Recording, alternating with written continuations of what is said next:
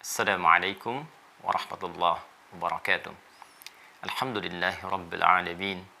Wassalatu wassalamu ala rasulillahil karim. Sayyidina Muhammadin wa ala alihi wa sahbihi ajma'in. Wa ba'd. Saudara-saudariku, dimanapun kita semua berada, semoga kita senantiasa dirahmati dan dimuliakan oleh Allah Subhanahu wa Ta'ala. Terkadang dalam kehidupan kita dapat merasakan suasana hati yang beragam. Hadir kebahagiaan, kesenangan, ketenangan, suka, dan perasaan yang membahagiakan di satu titik. Sisi lain, terkadang juga kita merasakan duka, gelisah, bahkan kecemasan yang mendalam. Pun demikian, berbagai suasana hati yang boleh jadi dirasakan kurang membahagiakan dan menyenangkan. Hal-hal demikian telah ditampilkan dalam Al-Quran.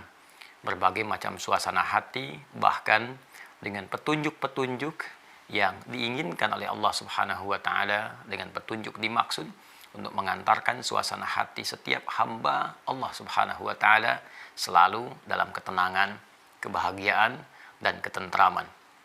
Karena itu, Allah Subhanahu wa Ta'ala memberikan jalan kepada kita setiap hambanya bagaimana cara menghadirkan ketenangan dalam jiwa sekaligus menepikan berbagai kegelisahan hidup yang diantaranya ada peran-peran dan provokasi setan yang memberikan bisikan-bisikan kecemasan di dalam jiwa. Alladzi yuwaswisu fi sudurin nas. Demikianlah setan yang perannya seringkali memberikan was-was, kegelisahan, kecemasan, bisikan-bisikan, provokasi yang buruk ke dalam jiwa setiap manusia.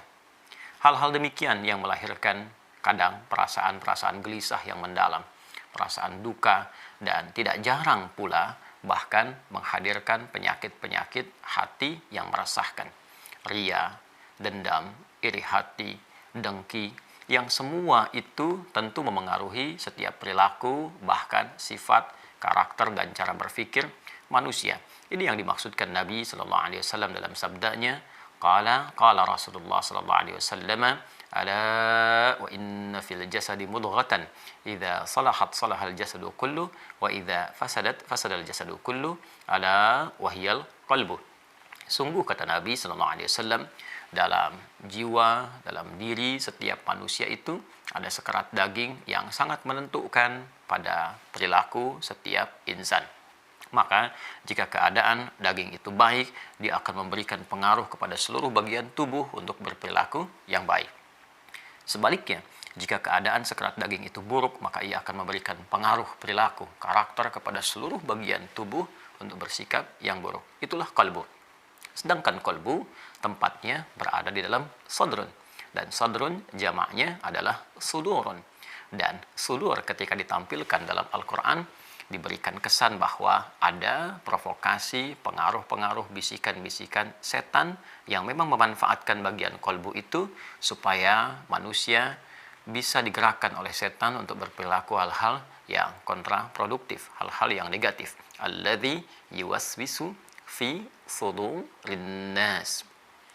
Allah Subhanahu wa Ta'ala senantiasa dengan sifat kasih dan sayangnya, Rahman dan Rahim, ingin melindungi setiap hamba-hambanya, ingin memberikan ketentraman, kedamaian, dan lebih daripada itu Allah menginginkan seluruh perilaku bagian tubuh kita bersikap baik dan mulia.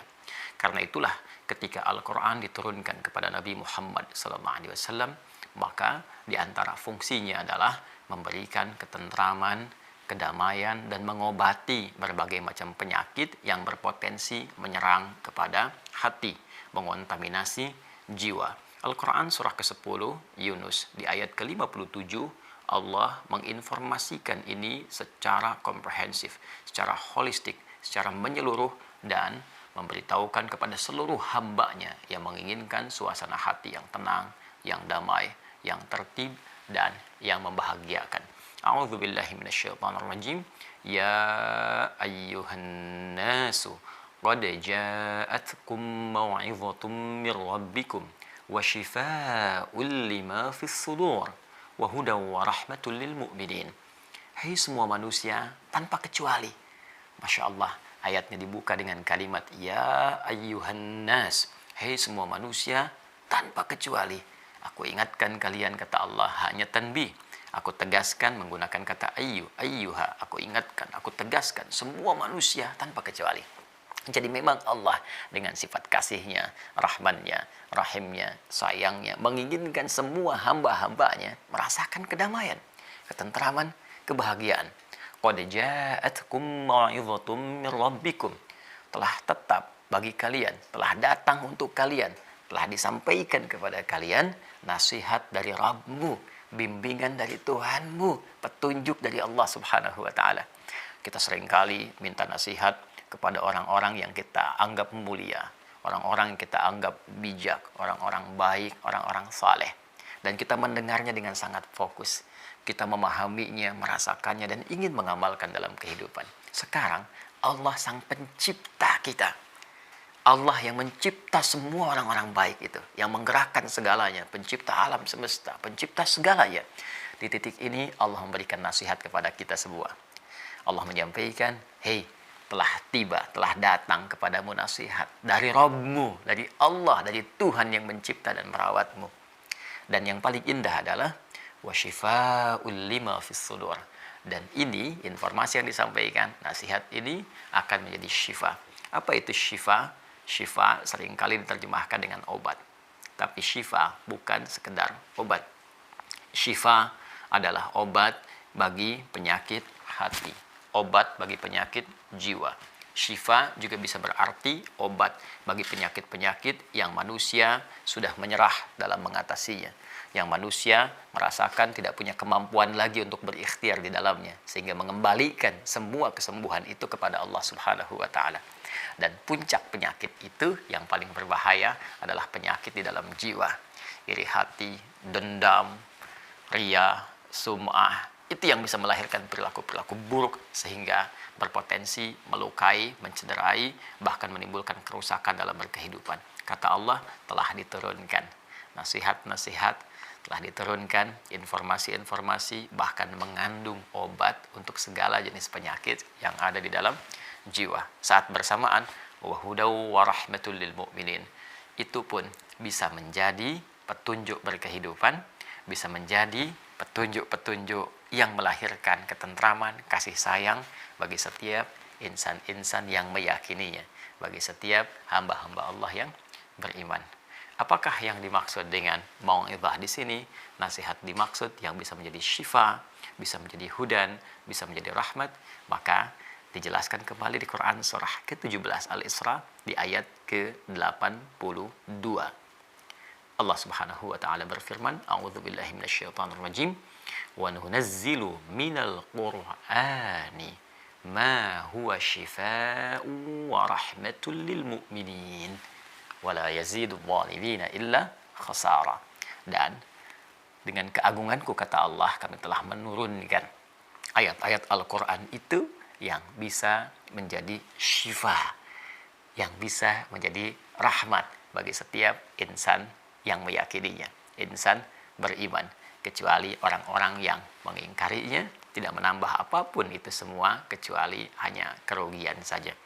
Maka saudara-saudariku, ayat ini seakan memberi kesan kepada kita bahwa Allah menginginkan kita semua hidup dalam kebahagiaan, ketenangan, jauh dari kecemasan, jauh dari problem berkehidupan yang bersemayam di dalam jiwa setiap manusia. Maka dari itu, rumus cepatnya, jika sedang mendapatkan kegelisahan, jika merasakan gejolak-gejolak di dalam hati, alih-alih membuat status-status di media sosial, atau berbicara ke kanan dan ke kiri yang tidak menghadirkan solusi, maka nasihat dari Allah, ambil wudhu, menghadap ke arah kiblat, buka mushaf, dan bacalah Al-Quran itu. Karena dari bacaannya saja, ia sudah bisa menjadi syifa dan rahmat untuk kehidupan kita, yang menenangkan keadaan hati kita. Terkadang yang paling indah ketika Anda membuka mushafnya bahkan secara acak, tiba-tiba Anda bisa mendapati ayat-ayat yang bisa sesuai dengan apa yang sedang Anda rasakan.